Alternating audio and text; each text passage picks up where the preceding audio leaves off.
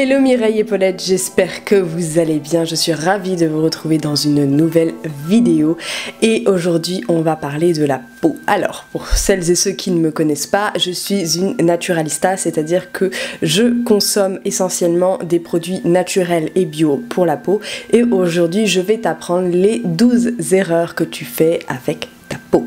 Mais avant toute chose, pour bien définir le sujet duquel on va parler, on va commencer par définir qu'est-ce que la peau en fait, à quoi ça sert.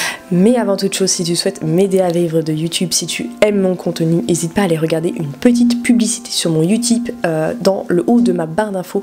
C'est une plateforme qui te permettra de visionner une publicité de 30 secondes et qui me rémunérera bien plus que YouTube puisqu'elle me rapportera 5 centimes au lieu des 0,0000001 centième, millième de centime qu'avec ce que YouTube me rapporte en fin de compte. Enfin bref, merci à toi, vraiment merci du fond du cœur si tu vas sur YouTube pour regarder une petite pub. Donc déjà il faut savoir que la peau c'est un organe vivant à part entière, c'est un des organes je crois les plus lourds du corps puisqu'il constitue environ 7% du poids total de notre corps, donc c'est assez énorme en fin de compte. La peau, comme vous le savez peut-être, est constituée de kératine, tout comme nos cheveux. Alors vous avez la couche épiderme, derme, hypoderme, je ne vais pas rentrer dans les détails parce que ça risquerait d'être déjà très chiant.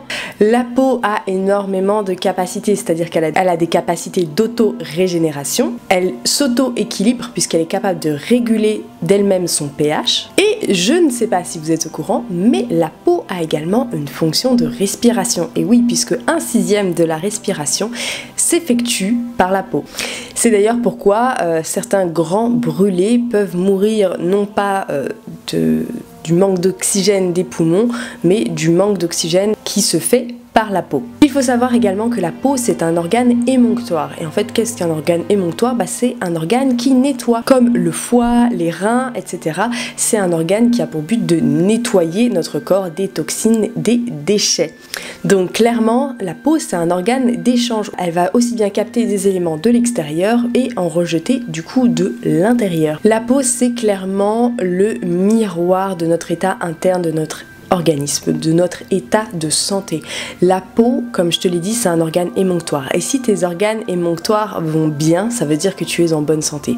S'ils ne vont pas bien, ça veut dire que tu es en mauvaise santé interne. C'est pourquoi c'est vraiment le miroir visible des manques et des besoins de l'organisme. C'est-à-dire que voilà, quand quelqu'un a une peau terne, fatiguée, etc., ça veut dire que la personne est éventuellement fatiguée, carencée. Quelqu'un qui a de l'acné, ça peut être vraiment un problème sous-jacent lié à une consommation excessive de produits ultra transformés, ou alors une alimentation riche en graisse et en sucre. Pas que, hein, bien entendu, il y a un côté hormonal, mais en général, si notre corps se porte bien, nos hormones se portent bien.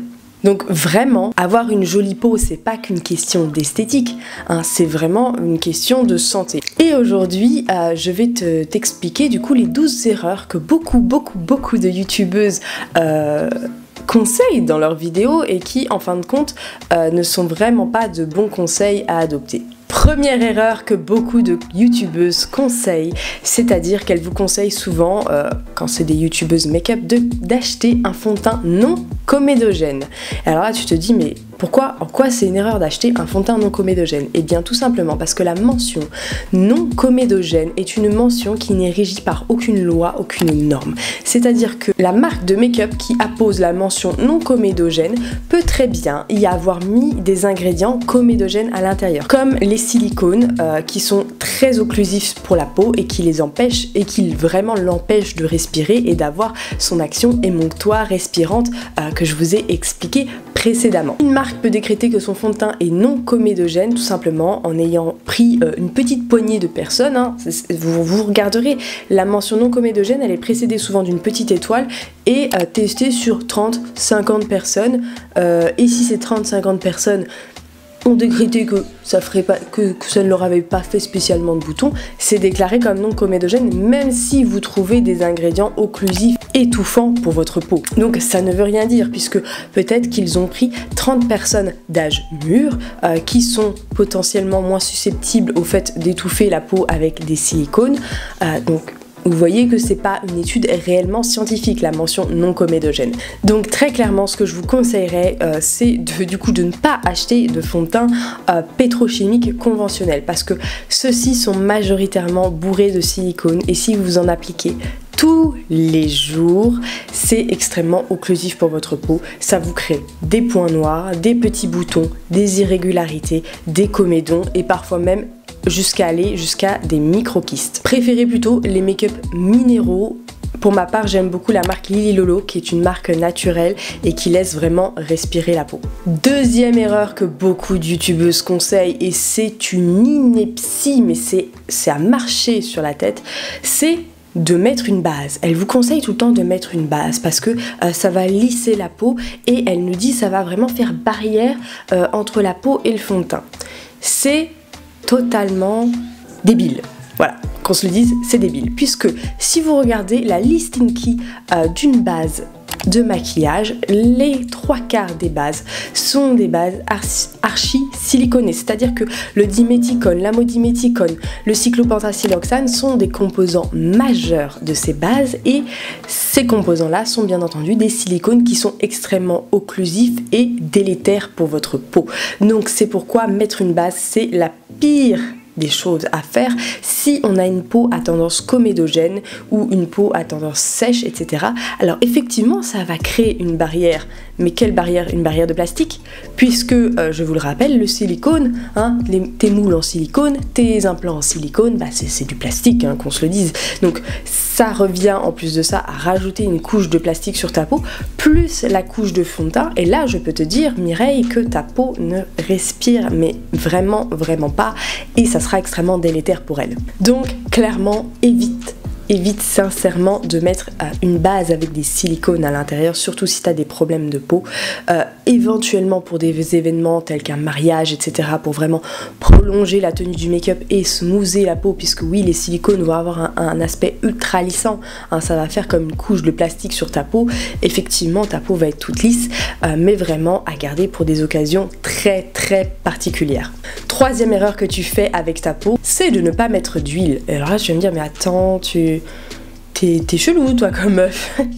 Et oui, et effectivement, ne pas mettre d'huile sur sa peau, c'est une grosse erreur, puisque les huiles végétales, alors oui, bien entendu, je parle d'huile végétale, c'est des huiles qui sont particulières, première pression à froid, qui sont réellement nobles, pas comme les huiles de silicone ou les huiles de pétrole, comme je t'ai parlé dans une de mes précédentes vidéos, que tu peux allez checker ça dans la barre d'infos. Une huile végétale n'est absolument pas comédogène si tu la choisis bien, puisqu'il existe quelques huiles végétales qui sont plus comédogènes que d'autres, comme l'huile de germe de blé et l'huile de coco par exemple. Si vraiment tu veux apporter un aspect soignant, un aspect nourrissant, vraiment je t'invite à te mettre de l'huile sur la peau tous les soirs, pas tous les matins bien évidemment, mais tous les soirs c'est beaucoup moins gênant à l'heure du coucher. Vraiment, l'huile va soigner, guérir, nourrir ta peau, puisque je te le rappelle, ta peau est un lieu d'échange. Donc elle va venir capter tous les bienfaits des huiles végétales que tu lui auras apposées dessus.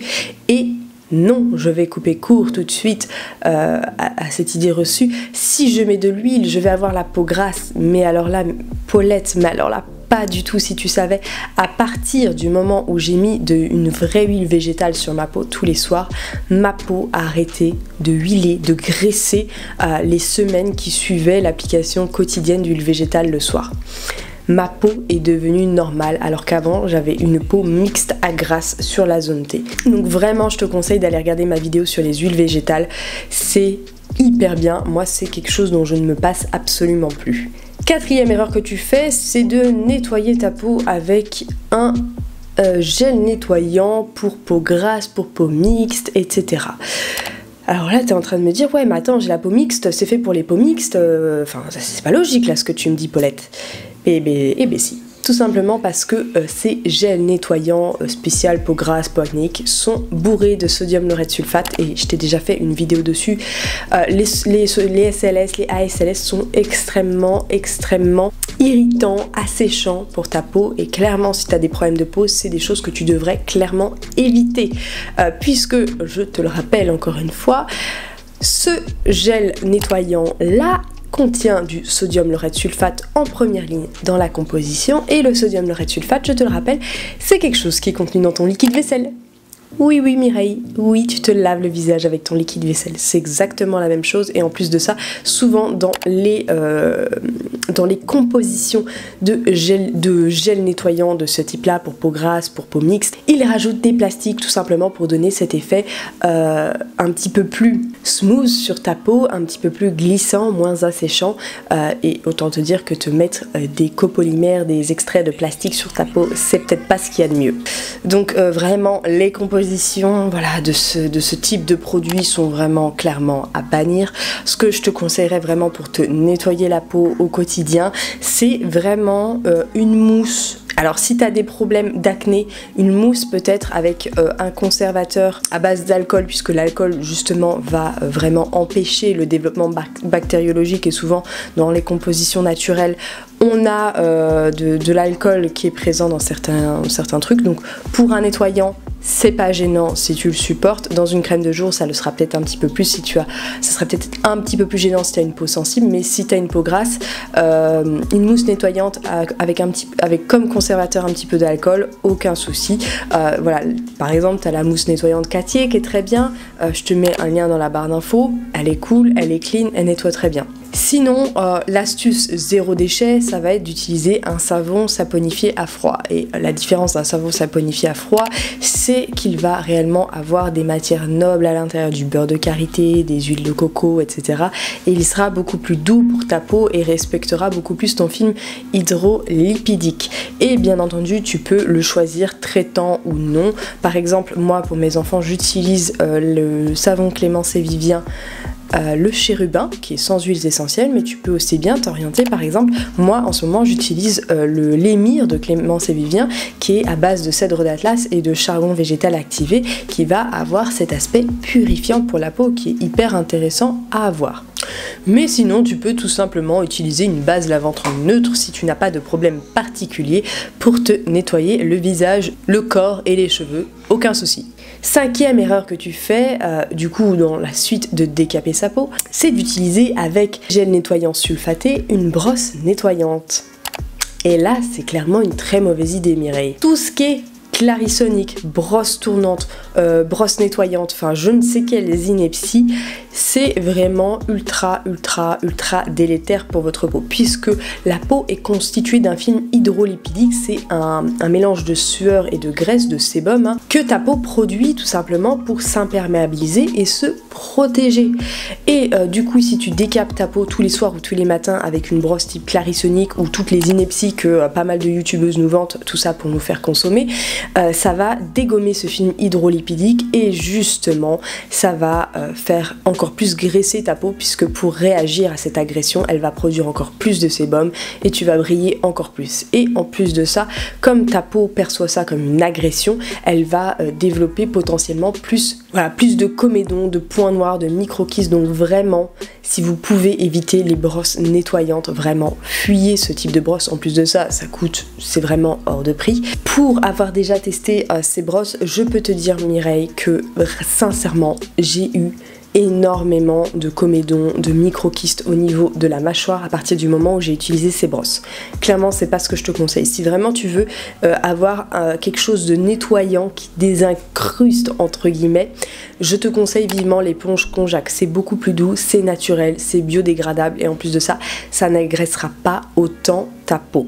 Sixième erreur que tu fais, c'est de ne pas hydrater ta peau. Et alors là, je vais vraiment te parler d'hydrater ta peau avec un actif naturel et efficace. C'est-à-dire que dans la majorité des cas, des compositions de crème que tu peux trouver sur le marché, on est sur des bases d'eau et d'huile de silicone ou d'huile minérale de pétrole ou de plastique. Et là, autant te dire, Mireille, que clairement, ça va vraiment pas apporter d'hydratation à ta peau, comme je te l'ai expliqué dans ma vidéo sur le pétrole dans les cosmétiques. Ça va former une couche occlusive qui va empêcher la déshydratation de ta peau, mais qui ne va pas lui apporter une hydratation concrète. Donc c'est pourquoi il faut vraiment hydrater ta peau avec des actifs nobles, par exemple comme le gel d'aloe vera. Clairement, voilà, privilégie du gel d'aloe vera qui va vraiment apporter cet effet tenseur, cet effet ultra hydratant, cet effet soin, puisque le gel d'aloe vera a énormément, mais énormément de propriétés. Vraiment, voilà, le gel d'aloe vera ou le gel de lin, ou alors plutôt te tourner vers des crèmes naturelles et bio qui, elles, voilà, sont faites en général à base d'aloe vera, à base d'eau, à base d'actifs nobles. Tu peux également prendre une base neutre comme la crème désaltérante Aromazone ou la crème jeunesse Aromazone, qui sont des crèmes qui coûtent très peu cher, qui sont très bien construites en termes de formulation Inky et dans laquelle tu peux rajouter des actifs. Par exemple, si tu as une peau acnéique, tu peux rajouter des acides de fruits qui va aider justement à exfolier en douceur la peau au quotidien pour empêcher, pour régénérer la peau, ou alors mettre une goutte d'huile essentielle de tea tree justement pour cette action antiseptique, anti-comédogène pour ta peau. Ça peut être voilà, une solution. Je te laisse regarder sur le site Aromazone. Le site est rempli de recettes de fait maison. 7e erreur que tu fais tous les jours, eh bien c'est de te maquiller quotidiennement. Et alors là tu vas me dire, mais Paulette, tu fais chier, moi je travaille, faut que je sois présentable au boulot, maquiller quotidiennement, c'est quoi cette histoire? Alors oui, effectivement, si tu utilises des fonds de teint pétrochimiques, clairement t'étouffes ta peau tous les jours, ça va clairement pas lui plaire. Si tu peux te diriger vers des matières minérales un petit peu plus légères et qui laisseront respirer ta peau, ça sera beaucoup mieux si tu dois te maquiller quotidiennement. Et bien entendu, il est très important de faire des pauses, c'est-à-dire que le week-end, essaie de ne pas te maquiller la journée ou en tout cas le dimanche, et tu verras, ta peau ne s'en portera que mieux. Après que c'est un conseil voilà, qui est difficile à mettre en place de ne pas se maquiller tous les jours, mais t'inquiète pas, tu peux te maquiller tous les jours sans pour autant étouffer ta peau. Tu peux très bien appliquer du mascara, de l'anti-cerne, un petit peu de blush sans pour autant appliquer de fond de teint hautement comédogène et occlusif pour ta peau. Tu peux voilà, appliquer un rouge à lèvres, ta peau, ça n'empêchera pas réellement ta peau de respirer. Tu peux partir sur une optique voilà, un petit peu plus légère au niveau de ta routine make-up et tu verras, ta peau ne s'en portera que mieux. 9e conseil, oh je sais plus, j'ai perdu le fil, c'est de s'appliquer 15 millions de soins. Je vois souvent dans les routines de youtubeuses, elles s'appliquent un toner, un sérum, un sous-sérum, une crème de nuit, plus quelque chose en plus. Il y a une crème de jour, il y a une base pour le teint, il y a un fond de teint. Ah oui, il y a les huiles pailletées qu'elles vont mettre sous le fond de teint. Bref, t'es là, t'as envie de dire, mais what the fuck, parce que quand tu mets le nez un petit peu dans les compositions, tu te rends compte que c'est silicone, sur plastique, sur huile minérale de pétrole. Tu te dis, mais attends, la meuf, elle est en train de se cellophaner la gueule à base de plastique et d'huile de silicone. Et alors là tu te dis mais c'est la pire des choses à faire, surtout si tu utilises des soins pétrochimiques qui ne sont absolument pas nobles, des soins conventionnels, clairement non.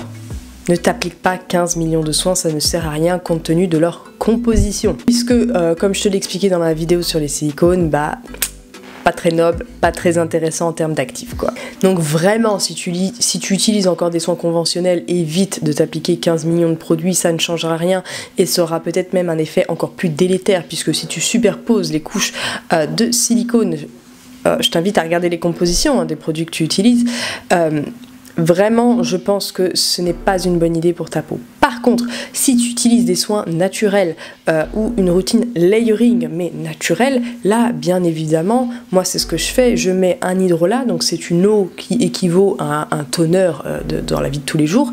Ensuite je mets mon gel d'aloe vera qui est vraiment là pour apporter de l'hydratation.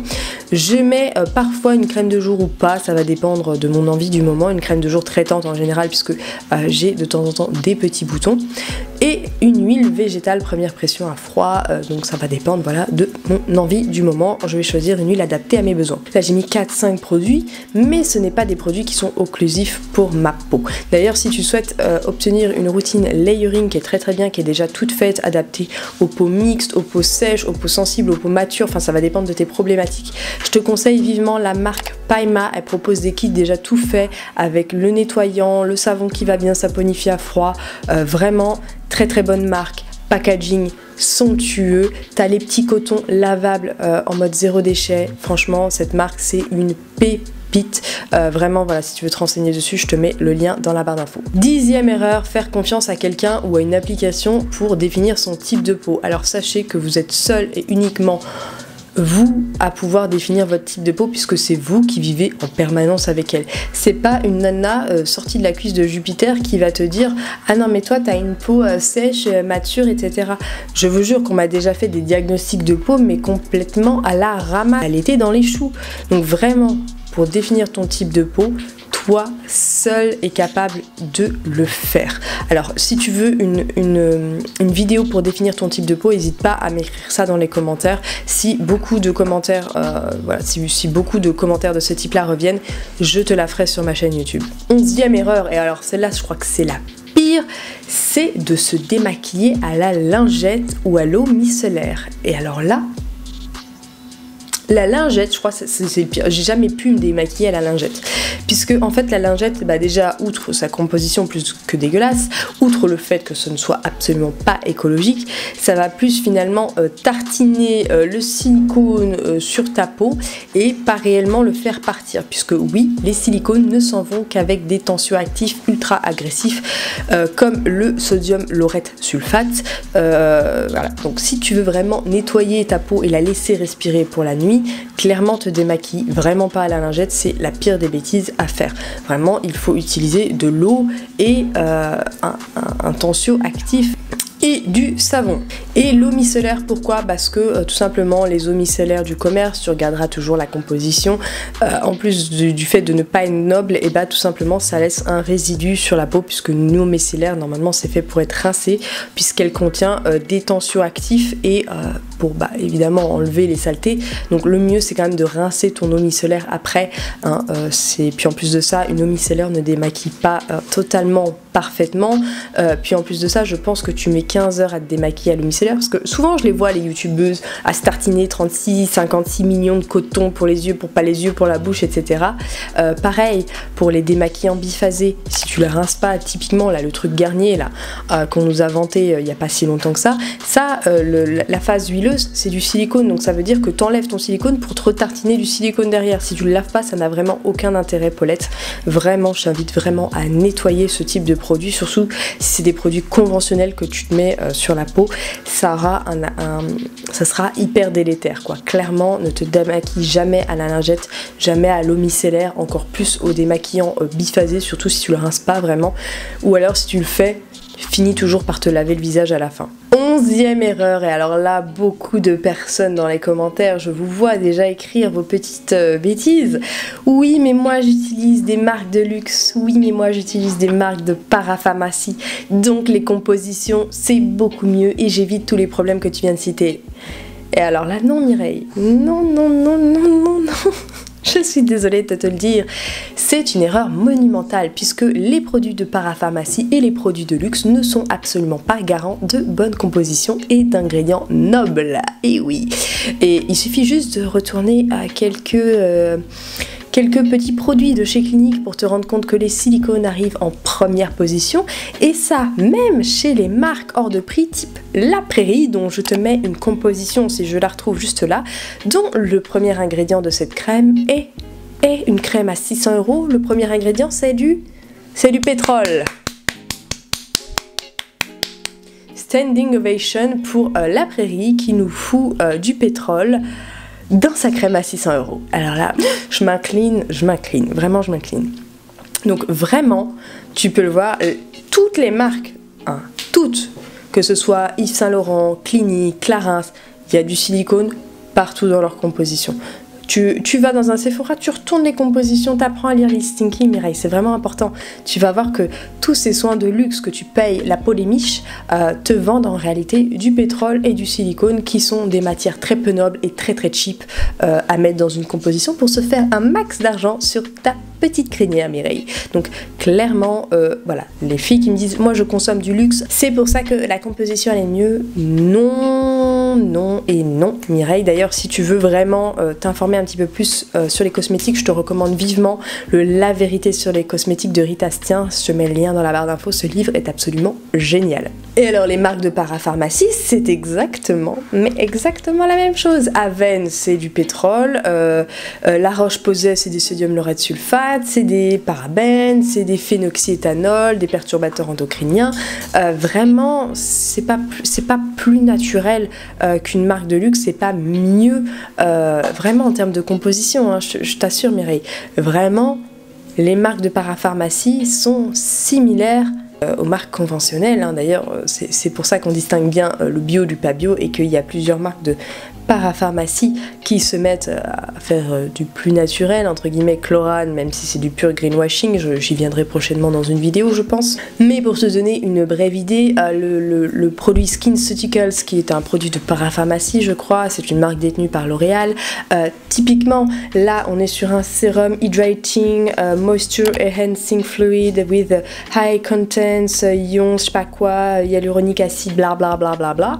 Tu regardes la composition Mireille, c'est de l'eau, de la glycérine, donc des ingrédients très peu chers, du phénoxyéthanol, perturbateur endocrinien, dont la composition est autorisée à maximum 1%, dont la concentration est autorisée à maximum 1%, donc là déjà tu sais que l'eau et la glycérine font la majorité de la composition du produit, donc déjà tu te dis pour le prix que tu payes, MDR. Et à la fin tu as un silicone, enfin un dérivé de silicone, un ammonium quaternaire avec un polyquaternium 51, donc pas très noble en termes de composition, très clairement. Dernière erreur, 12e erreur que tu fais, c'est de ne pas laver, bon, de ne pas laver ses pinceaux, certes, mais de ne pas les désinfecter, puisque laver un pinceau ne le dispense pas d'être désinfecté, puisque certes, quand tu laves, tu enlèves les pigments, etc., mais notamment si tu as de l'acné, les bactéries qui sont en échange avec tes pinceaux vont se loger dans le fin fond du pinceau et ça fait des nids à saloperie très clairement, et seul un désinfectant alcoolisé etc. en spray peut venir à bout de ces bactéries. Donc c'est pourquoi après avoir lavé tes pinceaux, n'hésite pas à vaporiser un petit spray de désinfectant dessus pour tuer tous ces petits germes qui puissent vivre dans tes pinceaux. Très clairement, ça c'est quelque chose de très important à faire Mireille. Ça t'évitera des boutons, des comédons et d'autres joyeusetés que tu peux avoir sur ta peau. Enfin bref, Mireille et Paulette, j'espère que cette vidéo t'a plu. Si tu souhaites soutenir mon travail, n'hésite pas à aller regarder une petite publicité sur mon YouTube. N'hésite pas également à t'abonner sur ma chaîne. Ici, on parle que de bio, que de naturel, pas de marketing outrancier. Donc n'hésite pas à t'abonner. N'hésite pas à regarder mes autres vidéos sur les silicones, sur les sulfates, sur le pétrole. Tu y apprendras plein de choses sur les compositions. Enfin bref, moi je te fais plein de bisous et je te dis à très bientôt dans une prochaine vidéo. Bye bye.